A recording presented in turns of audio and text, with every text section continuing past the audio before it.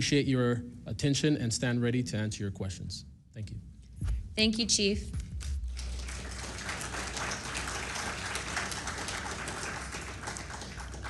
I now recognize Mr. Knapp for his opening statement.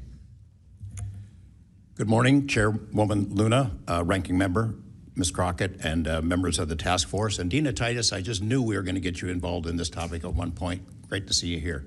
I'm George Knapp, Chief Investigative Reporter at KLAS TV in Las Vegas. I began my pursuit of this weird mystery way back in 1987, and for 38 years, I've always approached this as a news story. It's not a matter of faith or belief. To me, it's a story, and it's an important one. I'm proud to be here alongside these witnesses today, men who have seen strange things and stepped forward to tell the world about it. Whistleblowers and witnesses who step up are routinely insulted, belittled, or worse. They risk their reputations, their careers, their clearances, their livelihoods, and sometimes much more than that, even their freedom. I know that one of the goals of the task force here is to figure out ways to protect whistleblowers and witnesses, and it's a tall order because so many of the things that happen to witnesses like these are extra legal. They're carried out by persons unknown, as Mr. Dave Grush, sitting up at the top of the room, knows all too well, including events in recent days that have happened to him. I want to share a couple of things that I've learned along the way on this long journey, and I submitted most of that in written form because I estimate that my statement here today would take about 4.5 hours, so I'm going to try to jump over and touch on the more important salient points. I submitted a detailed written statement for the record, and we'll go into a lot of that here, but the public has been told over and over since the late 40s, there's nothing to worry about here. These mysterious craft seen by millions of people in the skies, in the oceans, over the land are not real. They're not a threat. The witnesses are wrong. They're crackpots. Don't believe it. That changed for me. What got me hooked is the paper trail. Documents that were squeezed out of the U.S. government after the FOIA, Freedom of Information Act, became the law of the land. And those documents paint a much different picture than what the public, the press, and Congress have been told over many years. The documents from military and intelligence personnel behind closed doors admit that, quote, these things are real. They're not fictitious. They can fly in formation. They're evasive, and they outperform any aircraft known to exist, including ours. The public, of course, as I said, has been told something much different. Back in 1989, I reported about a guy named Bob Lazar, who claimed that he worked at a facility dubbed S4 out in the Nevada desert, very near to Area 51. He said he was part of a reverse engineering program. He said there are alien craft that will be taken apart to figure out how they operated out there, and that was a pretty tall order. I had clearly taken a dive into the deep end of the pool there. But in the years since then, I've interviewed dozens of other people, and I've detailed what their testimony has been in the written statement. They include Senator Harry Reid, Senator Howard Cannon, also of Nevada, a guy named Al O'Donnell, who was the first general manager of EG&G in Nevada, which managed the Nevada test site, which blew up hundreds of nuclear weapons. There's a guy named Dr. James Lakatsky, who was a career scientist with the Defense Intelligence Agency, who was the guy who initiated a program called AWSAP, Advanced Aerospace Weapons Systems Application Program, which is, as far as we know, the largest acknowledged UFO program ever funded by the U.S. government, which put together an amazing pile of information that members of this committee and the world, most of which have never seen. The DIA still hasn't released 95% of what was prepared by that program at a cost of millions and millions of dollars. The one name I do want to bring up in this session, though, is Robert Bigelow. So looking into the idea of crash retrievals and reverse engineering, while AWSAP, that program, was active, the DIA's contractor, Robert Bigelow of Las Vegas, made a bold attempt to acquire physical proof of UFO crashes. It's been widely reported and suspected that Lockheed Martin is one of the contractors, the defense contractors, that has held this stuff, stored it away in secrecy, and tried to figure out how it works. I have confirmed on the record that Robert Bigelow and a trusted colleague from AWSAP met with and negotiated with senior executives at Lockheed Martin and hammered out a deal wherein Bigelow's company, Bass, would receive a quantity of unusual material that had been stashed away and protected at a facility in California. That material was not made here. I want to move on now to the Russia files because that was going to be sort of the central impetus of what I was going to talk to you about today. Back in the early 90s, I got into Russia, met with a number of their defense officials, Ministry of Defense and others, who confirmed for me that Russia had been doing the same thing that the United States had been doing, that is, secretly studying UFOs while publicly saying something completely different. The documents and interviews that I obtained and have now shared with this task force show that the USSR launched what is almost certainly the largest UFO UAP investigation in the world. The first phase of that was an order was sent out to the entire USSR military empire that every unit, you see anything strange in the sky, a craft, an orb, something unusual, you had to gather all the evidence, collect testimony from the witnesses, look for physical evidence, and all of that information went into one program at the Ministry of Defense. Thousands and thousands of these reports came in. A lot of them were first routed to the KGB, but then back to another program that came after this collection effort called Thread 3. And Thread 3 was an analysis program. We have provided to the committee the documents of what they were trying to do, and essentially they were trying to build their own UFOs. They were using the information from their observations and studies to try to figure out that technology. The guy who was in charge of that program, Colonel Boris Sokolov, told me that their goal was to basically develop technology that would be superior to anything we had, based on what they learned from UFOs. Mr. Knapp, just in the name of time, Sure. to my understanding, did you have anything you wanted to submit for Congress to see in this committee? I have submitted those documents. Would you like to play any videos? Do you have a video that you would like to play? I don't think it's for me to play. No, that was for Alexander. Yeah, Alexander's video. Okay. You could play it, he could narrate it. Okay, we can, in the name of showing that video to everyone on the task force, we'd like to play that video at this time. Sure.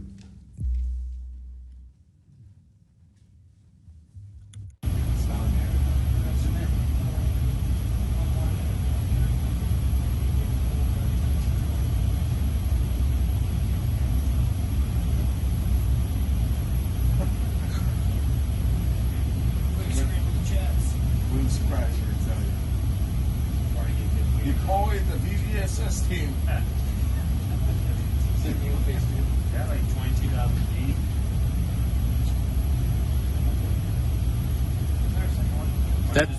That shit took off earlier.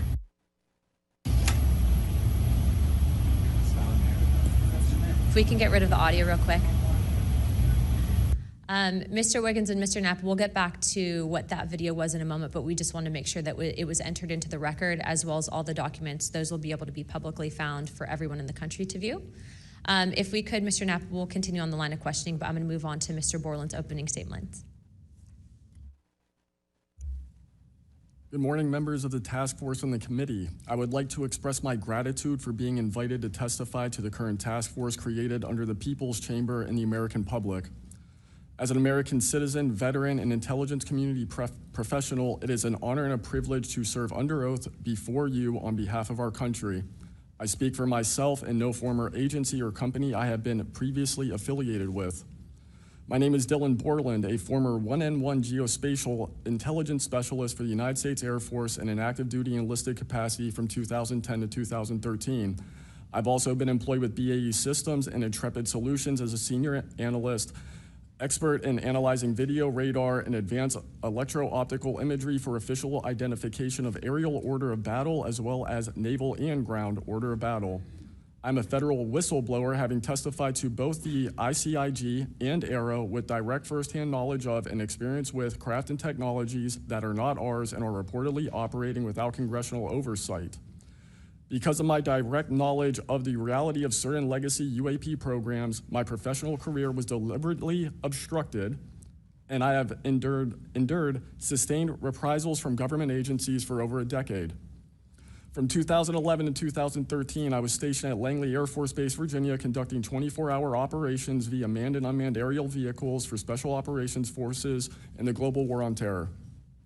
During the summer of 2012, my team was on standby for weather, and I returned to my barracks on base, and at approximately 01:30, I saw an approximately 100-foot equilateral triangle take off from near the NASA hangar on the base.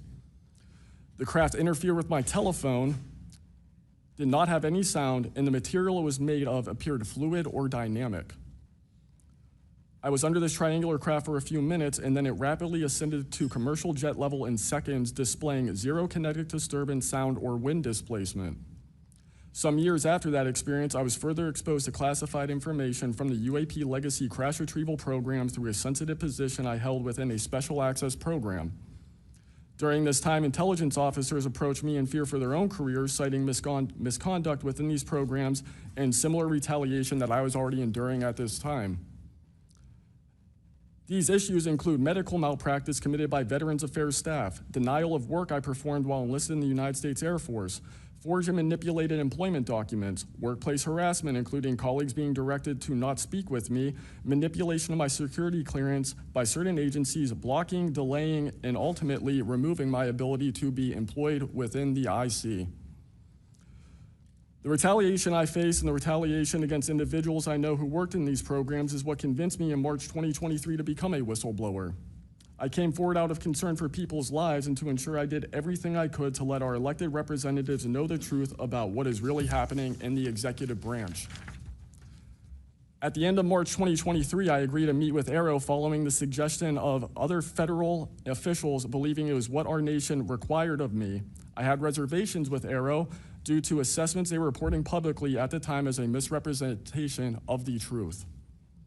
Because of these concerns, I did not share sources and methods information in order to protect current and former federal personnel who had firsthand exposure to technologies of unknown origin. I did not want anyone to face further retaliation beyond what they had already endured. And unfortunately, a staff member ended up getting in some trouble because of that. After David Grush testified under oath in the summer of 2023 and provided historic disclosure, I was then asked to go to the ICIG and did so in August 2023. It was very clear early on during my intake interview, which was video recorded under oath, that the objective was to solely assess how much I know and not move forward with an investigation with new information I provided them. The aftermath of that IG complaint still troubles me to this day. Since my ICIG complaint, I've been prevented from resuming prior employment and can confirm I'm still blacklisted from certain agencies within the intelligence community. In addition, multiple agencies attempted phishing attacks to assess what I had divulged to the Inspector General, including being asked to disclose details of my ICIG complaint during a CI polygraph for a position unrelated to UFO UAP matters as recently as November 2024. As I sit before you today, I and many other whistleblowers have no job prospects, no foreseeable professional future in a nation every single one of us came forward to defend. Numerous individuals have come forward in various ways to reveal the truth of the UAP reality as patriots and defenders of our nation. Yet many feel discarded, isolated, hopeless, separated from the country they serve. Efforts to rectify this situation for all whistleblowers have been difficult and troubling. And to my fellow whistleblowers and officials who know this information, I offer you my apology, something that I have never gotten, and I'm giving it to you. I swore an oath to the Constitution of the United States, an oath that demands truth and transparency for our democratic republic to function. Each day these truths remain hidden from our citizens, humanity drifts further from the principles our nation was founded to uphold. Each day, victims of crimes committed by agencies and companies maintaining this secrecy are denied justice is another day our Constitution is shredded. In 2023, Patriots provided this committee and the executive branch with undeniable proof of the UAP reality, and I commend your continued commitment. The future of humanity is one which we either travel to the stars or regress to the Stone Age with this technology. My career has been to deliver critical information to decision makers. Your role as elected by your representatives is to act on it. The time to act is now. Thank you.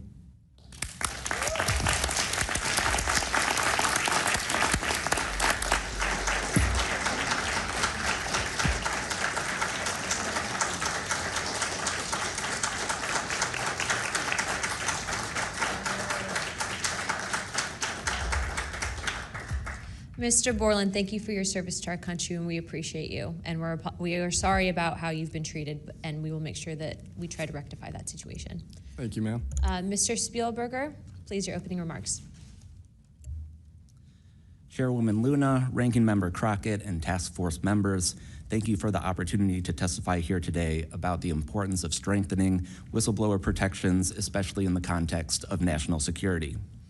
I'm a senior policy counsel at the Project on Government Oversight, a nonpartisan independent watchdog organization that investigates and exposes waste, corruption, abuse of power, and when the government fails to serve the public or silences those who report wrongdoing. Whistleblowers are the first line of defense to root out waste, fraud, abuse of power, and corruption in our government. Congress relies on whistleblowers so that it can fully exercise its oversight and legislative authorities. It's understandable that former presidents of both parties have often taken a hostile approach toward whistleblowers. Their disclosures can embarrass the president and their political party or even lead to a national scandal. But whistleblowers continue to play a vital role during both Democratic and Republican administrations. They help Congress and the public identify and understand what government corruption looks like. Their disclosures fuel investigations and allow us to address wrongdoing and hold those responsible to account. That's why historically there's been a strong bipartisan consensus in Congress to support and protect whistleblowers. Doing so protects the country and ensures our government is more responsive and accountable to the people. National security whistleblowing in particular is a tradition going back to the founding of our country, and over time, national security whistleblowers and their disclosures have impacted some of the most fundamental issues and questions about how we wish to be governed and how our government can better serve its people. From the role the U.S. plays around the world to holding powerful actors accountable, government ethics and transparency, human rights and civil liberties, executive branch authority, First Amendment freedoms of speech and dissent, freedom of the press, and the public's interest and right to know. Despite this invaluable public service, blowing the whistle comes at great personal risk. Whistleblowers risk losing their jobs, careers, livelihoods, and reputations. They can face retaliatory investigations, lawsuits, and even serious criminal charges. And they can endure deep mental, emotional, and psychological harm. All of that risk to speak the truth, to ensure that agencies fulfill their core missions, and that they serve the best interests of the people. Those who retaliate against whistleblowers don't just violate their legal rights, they inflict real harm on our government and betray the public's trust.